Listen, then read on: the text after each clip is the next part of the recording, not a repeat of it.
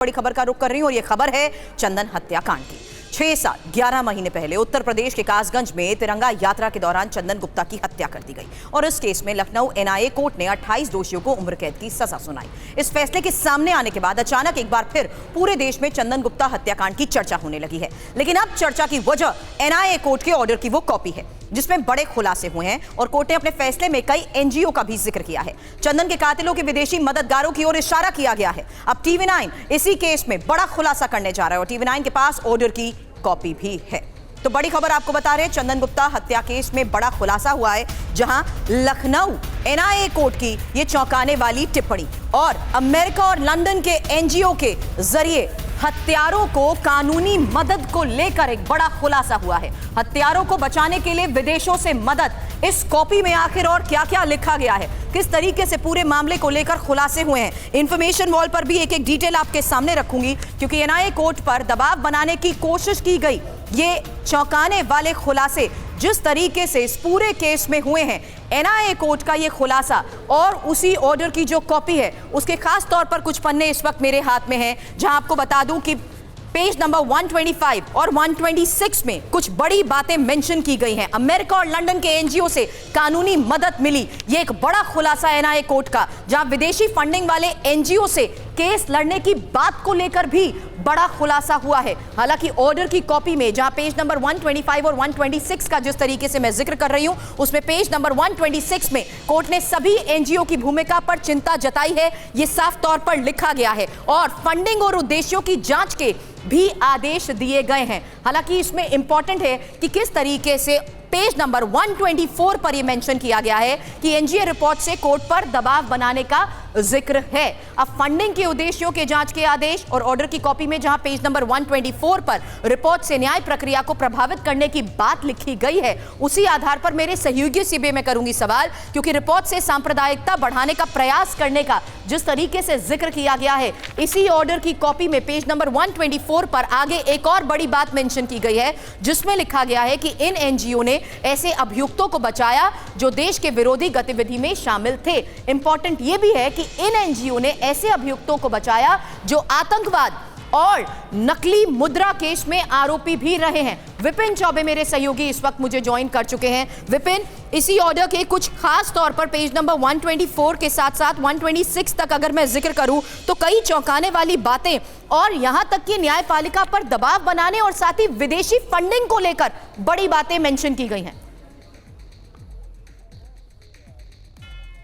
जी बिल्कुल सुरभि, इस पूरे मामले में जो एनआईए कोर्ट के जज हैं विवेकानंद त्रिपाठी, उन्होंने अपने फैसले में 130 पन्नों के फैसले में साफ तौर पर इस बात को मेंशन किया है कि आरोपी पक्ष ने खुद के बचाव के लिए एनजीओज का इस्तेमाल किया गया और ये वो एनजीओज हैं जो पाकिस्तान, न्यूयॉर्क, अमेरिका जैसे देशों से पैसा लेते हैं और ये अगर इस तरह से अपना बचाव करते हैं ये संविधान की मूल भावना के खिलाफ है। इस पूरे मसले को लेकर बीजेपी शुरुआत से सवाल उठाती रही है और अब जब जज के फैसले में इस बात का जिक्र किया गया है तो उसके बाद अब बीजेपी उन तमाम लोगों से माफी मांगने के लिए और बाकायदा इन एनजीओज की जांच की मांग कर रही है जो इस तरह की चीजों में शामिल रहे हैं। इसमें पाकिस्तान से ऑपरेटेड एनजीओ हैं, रिहाई मंच जैसे एनजीओज हैं और कुछ और एनजीओज हैं जो विदेशों की फंडिंग करते हैं और भारत के खिलाफ साजिश रचने में उनका नाम शामिल रहता रहा है। जी, लेकिन इस बीच लखनऊ एनआईए कोर्ट ने 3 विदेशी एनजीओज के जिस तरीके से नाम बताए हैं विपिन, उसी बारे में एक और इंफॉर्मेशन, क्योंकि न्यूयॉर्क, वॉशिंगटन और लंदन के एनजीओ के नाम जजमेंट की कॉपी में देश के 4 एनजीओ के नाम, ये बड़ी इंफॉर्मेशन इस पूरे मामले में जिस तरीके से सामने आ रही है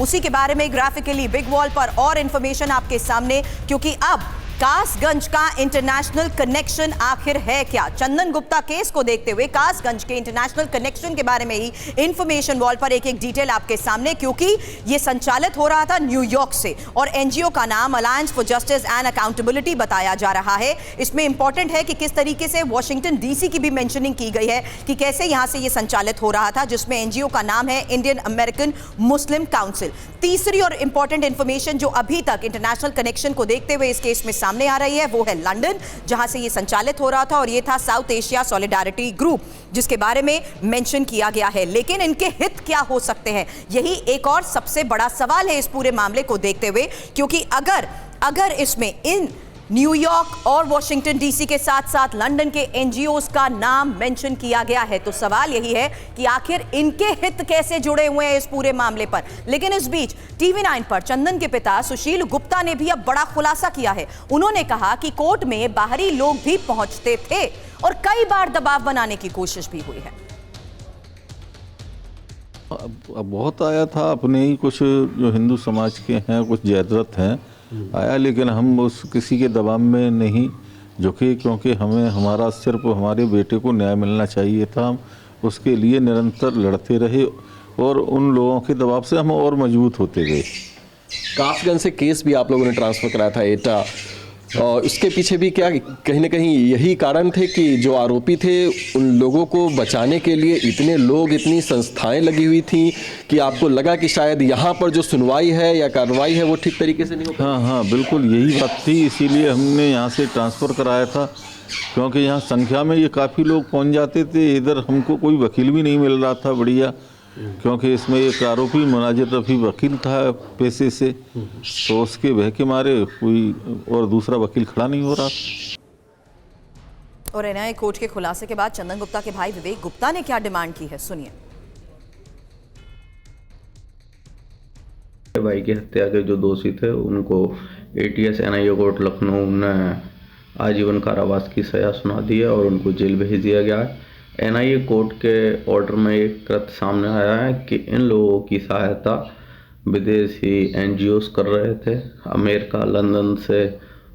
पाकिस्तान से वो संबंध रखते हैं और इनके लिए फंडिंग भी की गई थी, जिसके लिए एनआईए कोर्ट ने एक प्रतिलिपि भारत सरकार के गृह मंत्रालय को भेजी जाएगी और उस पर हम चाहते हैं कि जांच हो,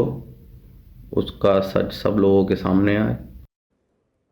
अब एनआईए के ऑर्डर की कॉपी में 2 अमेरिकी एनजीओज का जिस तरीके से जिक्र किया गया है, इनकी ओवरऑल बैकग्राउंड क्या है? क्योंकि इनमें से एक है इंडियन अमेरिकन मुस्लिम काउंसिल, जिसका संचालन वॉशिंगटन डीसी से होता था। इसकी बैकग्राउंड ग्राफिकली आपके सामने रख रही हूं, लेकिन मेरे सहयोगी अभिजीत जो कि कासगंज में ही मौजूद हैं। अभिजीत, इस पूरे मामले की इन्वेस्टिगेशन के तहत हो रहे खुलासे और परिवार की बात तो हमने सुनी, लेकिन इंपॉर्टेंट यह है कि आखिर इन एनजीओज के हित क्या हैं, फंडिंग कहां से हो रही थी, इनका मोटिव क्या है, यह जानना जरूरी है।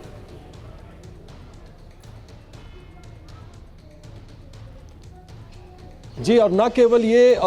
तमाम आरोपियों को उनको लीगल असिस्टेंस में फंड कर रहे थे, बल्कि ये भी जानकारी सामने आ रही है कि उनके परिवार को भी ये फाइनेंशियली हेल्प कर रहे थे, यानी कि वित्तीय मदद पहुंचा रहे थे। इस तरह की बात का भी जिक्र किया गया है। लेकिन उसके पहले मैं सबसे पहले आपको ये अपडेट दे दूं कि कासगंज में ही इस वक्त हम लोग मौजूद हैं और जो परिवार है चंदन गुप्ता का, उन्होंने सुरक्षा को लेकर चिंता जताई थी, जिसके बाद यहाँ पर पुलिसकर्मियों की तैनाती कर दी गई है और परिवार के भी तमाम लोग यहाँ पर मौजूद हैं। लेकिन जो नाम है, आप सबसे पहले इन एनजीओ के नाम सुनिए। तो alliance for justice and accountability, Indian American Muslim council, south Asia solidarity group, ये तो अमेरिका और लंदन से संबंधित है। लेकिन जो भारत से है वो citizens for justice and peace, people union for civil liberties और रिहाई मंच अपने आप को बताते हैं, इस तरह के नामों के साथ। लेकिन इसमें भी कोर्ट के निर्णय में साफ साफ टिप्पणी ये है कि समुदाय विशेष के आरोपियों को जिनकी गतिविधियां आतंकवाद संबंधित रही है या फिर देशद्रोही गतिविधियों में संबंधित रही है, उनको विशेष तौर पर उनकी मदद करना, उनको लीगल असिस्टेंस प्रोवाइड कराने के लिए उनको फंडिंग करना और उनके परिवार की देखभाल के लिए भी मतलब उनको हेल्प करना, एक्सटेंड करना। तो ये इस गतिविधि पर सबसे बड़ा सवाल खड़ा हुआ, सबसे ज्यादा संदेश पर वो किया गया। यहाँ पे शुरू होती है जांच की प्रक्रिया की जांच करने की बात जो कही है गृह मंत्रालय के द्वारा और तमाम जो एजेंसी है उसके द्वारा, ये बड़े सवाल खड़ी करती है। क्योंकि अगर वो एनजीओ है और एनजीओ का काम सोशल सर्विस है, तो किसी समुदाय विशेष के एक बिल्कुल सही कह रहे हैं और उसी के तहत किस तरीके से जांच का दायरा बढ़ेगा, इस पर नजर रहेगी। अभिजीत, शुक्रिया फिलहाल पूरी जानकारी के लिए आपका।